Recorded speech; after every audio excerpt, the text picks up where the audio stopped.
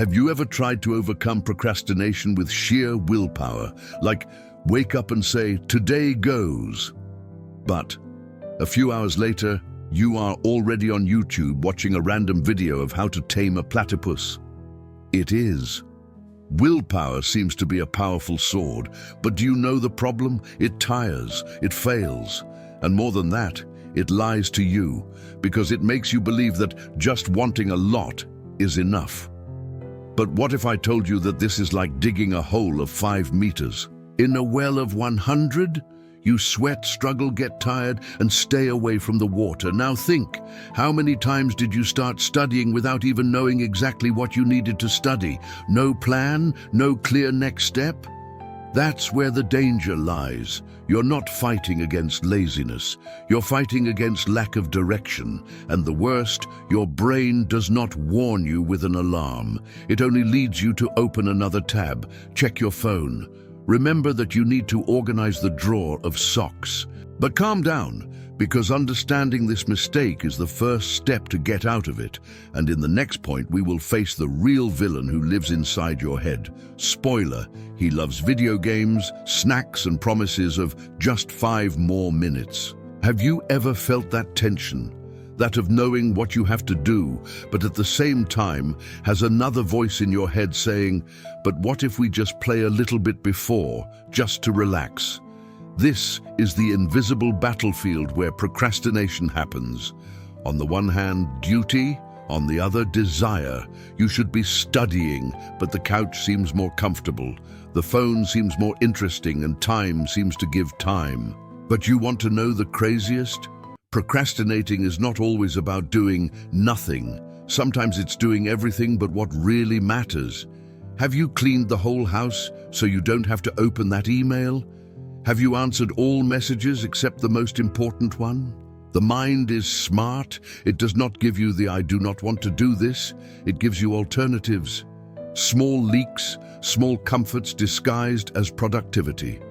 But why does this happen? Why do we sabotage ourselves even knowing what needs to be done?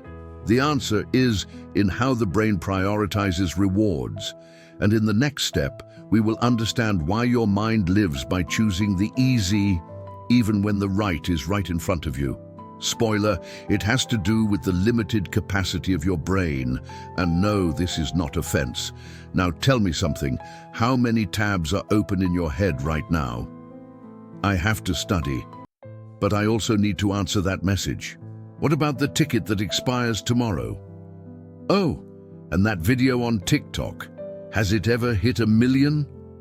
This mental confusion has a name: overloaded working memory. And yes, it influences and much in your procrastination. Our brain is not a supercomputer. It's more like an old browser with too many tabs. And guess what? When it crosses the line, it starts crashing. And what does the mind do when it locks? She runs for the simplest, for the most known, for the most rewarding, i.e., she ignores what is more important and runs for that is more comfortable. That's why sometimes we don't even realize we're procrastinating. We just change the focus. Only we trade for the lowest path. You say, "I'll just see a notification." But when you blink, you've already spent 40 minutes in a video of a cat playing the piano. It's not a lack of intelligence, it's cognitive limitation. And that's fine, because now that you know it, you can use it to your advantage. But how? In the next step, we will talk about why your brain rejects such minimal actions and why "just start" doesn't always work as they say. You've heard that classic advice, just start, just open the book, just write the first line, just take the first step. But what if I told you that this may be holding you back even more? Think with me. Your brain is an analyst. He evaluates each action with an invisible question. Will this really solve the problem? And when the answer is no, he pulls you back. Open the book? It seems little. Read a line? It seems useless. And if it seems useless, no reward. And if it does not reward, guess. He resists. You feel it as a kind of invisible weight, a tension in the air. as if there is a magnetic field between you and the task, and the more you try to get closer, the more it pushes you away. And that's where the mistake lies. The idea that any micro-action is already victory, but it is not always. Your brain needs to feel that action moves the pointer, that made a difference, that had progress, or he will prefer the way of always. Run away. So, how to break this resistance without relying on willpower? In the next step, we will explore a question that can unlock your focus, a technique used even with people in crisis, addiction, or deep depression. And believe me, it can work with you too. Sometimes the cruelest question you can ask yourself is, what should I be doing right now? Because this question weighs, it brings judgment, guilt, throws you in a place where the ideal seems giant and you tiny. But what if instead you asked, what can I do now? Notice the difference. This is a technique that came from psychiatry, used in motivational interviews with people facing heavy situations such as addiction, grief, depression. It's not cheap coaching, it's applied science in real contexts. And do you know why it works? Because it takes the focus away from the ideal and puts in the possible. It removes the idea that you need to win everything now and offers you the next best step. Not the perfect step, not the noblest, but what you can give without stopping. Maybe it's not studying for 3 hours, but it is just solving a list of exercises. Maybe it's not finishing the TCC, but just opening the file and reviewing a paragraph. Small? Yes. But useful, relevant, executable, and above all, able to create traction. Because real progress is not born of brilliant ideas. It is born of consistent movement. And in the next point, we will expose one of the most popular advice about productivity and why start at the minimum may be the wrong trigger for your mind.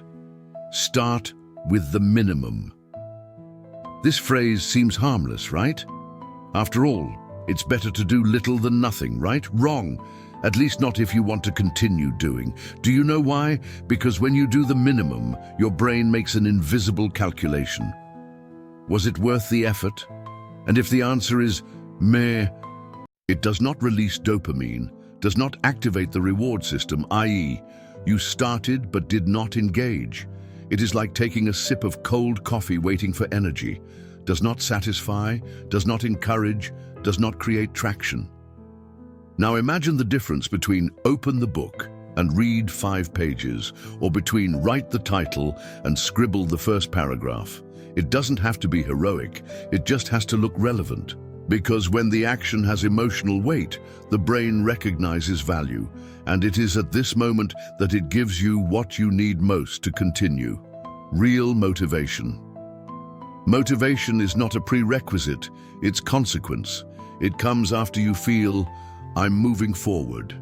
So the next time you think about starting, don't ask yourself, what is the least I can do? But yes, what is small but already makes me feel in the game? And if you are wondering how to apply this in day-to-day, the next point will show you exactly how to do this, even when you feel like you have no energy for anything. Okay, but what about practice? How to apply all this when the clock is ticking, the deadline is tight, and your mind just wants anything that does not involve effort? The answer is not to expect motivation, it's to create movement from what you can do now. Don't think of the perfect scenario. Do not plan that ideal day where everything is calm, the coffee is hot, and you woke up with the desire to study 5 hours in a row. Think of the now, at least relevant, in the next concrete action that fits in your time, in your energy, in your reality. It's not about studying the whole content of the test. It's about saying, I'm going to study 15 minutes now, and that's all. It's not about doing everything at once. It's about asking, what can I do before I get distracted? That kind of question changes the game because it does not charge you for perfection. It invites you to action. And when you act, even if little, you break the cycle of paralysis. You create a small breakthrough, and that little breakthrough pulls you to the next one. So the next time procrastination hits, Don't fight with brute force. Use intelligence, clarity, and a simple question. What's my next best move I can make now? If you like this content and want to continue unlocking its full potential, already subscribe here in the channel, activate the bell of notifications, and come learn more with us. I wait for you in the next video, and do not forget, the future is building a small step at a time.